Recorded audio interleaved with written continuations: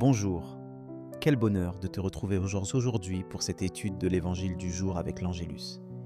As-tu parfois l'impression de courir, de semer des efforts, mais de ne pas toujours voir le fruit grandir dans ta vie? Te demandes-tu quel terrain que ton cœur quand la parole de Dieu descend sur lui? Aujourd'hui, Jésus nous parle avec tendresse et vérité d'une réalité qui nous touche tous. La manière dont nos cœurs accueillent sa parole et comment cela façonne notre quotidien. Il faut le reconnaître. Nous avons tous connu ces moments où la parole de Dieu semble s'envoler ou bien s'étouffer dans le vacarme de nos préoccupations. Et pourtant, Dieu désire que sa parole porte du fruit en nous, au centuple. Luc chapitre 8, versets 4 à 15 nous donne des clés précieuses pour comprendre comment vivre cette fécondité promise, même quand la vie semble dure, même quand la foi paraît fragile. Avant d'aller plus loin, écoutons ensemble cette parabole qui traverse les siècles et vient rejoindre chacune de nos réalités. Lecture de l'Évangile. Luc chapitre 8, versets 4 à 15. En ce temps-là, comme une grande foule se rassemblait, et que de chaque ville on venait vers Jésus, il dit dans une parabole. Le semeur sortit pour semer la semence, et comme il semait, il en tomba au bord du chemin. Les passants la piétinèrent, et les oiseaux du ciel mangèrent tout. Il en tomba aussi dans les pierres. Elle poussa et elle sécha parce qu'elle n'avait pas d'humidité. Il en tomba aussi au milieu des ronces, et les ronces, en poussant avec elle, l'étouffèrent. Il en tomba enfin dans la bonne terre. Elle poussa et elle donna du fruit au centuple. Disant cela, il éleva la voix.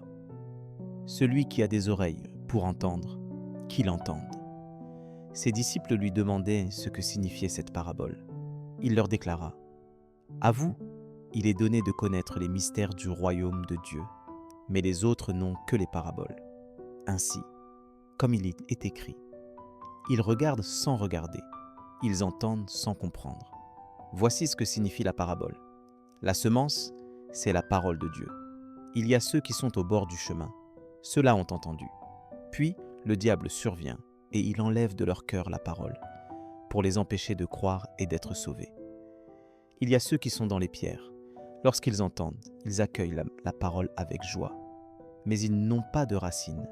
Ils croient pour un moment et, au moment de l'épreuve, ils abandonnent. Ce qui est tombé dans les ronces, ce sont les gens qui ont entendu, mais qui sont étouffés, chemin faisant, par les soucis, la richesse et les plaisirs de la vie, et ne parviennent pas à maturité. Et ce qui est tombé dans la bonne terre, ce sont les gens qui ont entendu la parole dans un cœur bon et généreux, qui la retiennent et portent du fruit par leur persévérance. Ce passage se situe au cœur de la mission de Jésus, alors qu'il enseigne une foule venue de partout. Il connaît leur soif, il voit la diversité de leur chemin, et il pose une question qui n'a rien perdu de son actualité. Comment reçois-tu la parole ? Jésus n'impose pas, il propose, il sème. Il t'invite à discerner le terrain de ton cœur, à réfléchir. Qu'est-ce qui empêche aujourd'hui la parole de porter du fruit dans ta vie ? Est-ce la lassitude, les épreuves, ou peut-être les préoccupations qui t'étouffent ?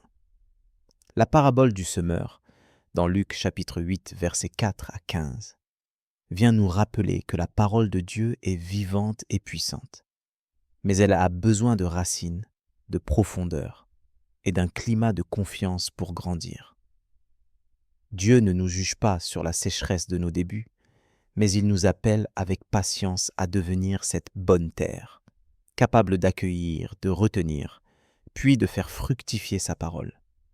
Il ne s'agit pas d'être parfait, mais d'ouvrir notre cœur, jour après jour, même quand c'est difficile.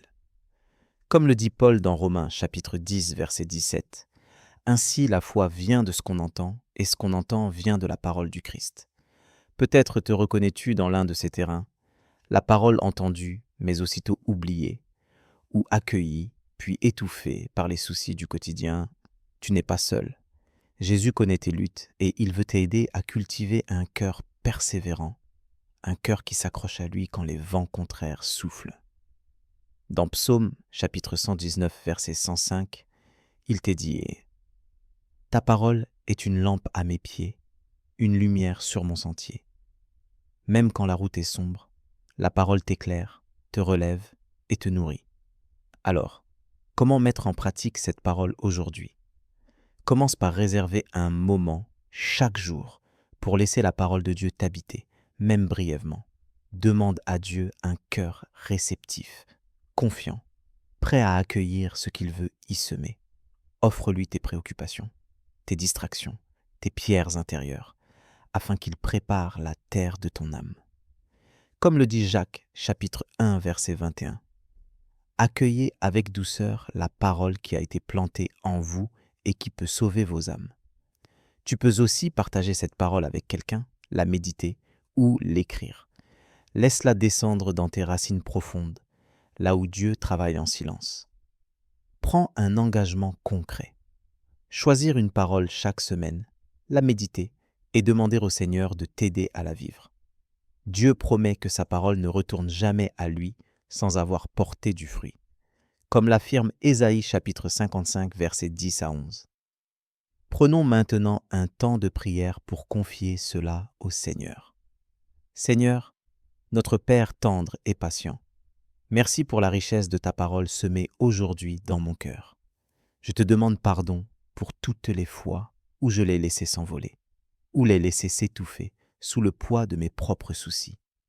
Viens ôter de ma vie les pierres de la lassitude et les ronces de l'inquiétude qui m'empêchent de grandir dans la foi.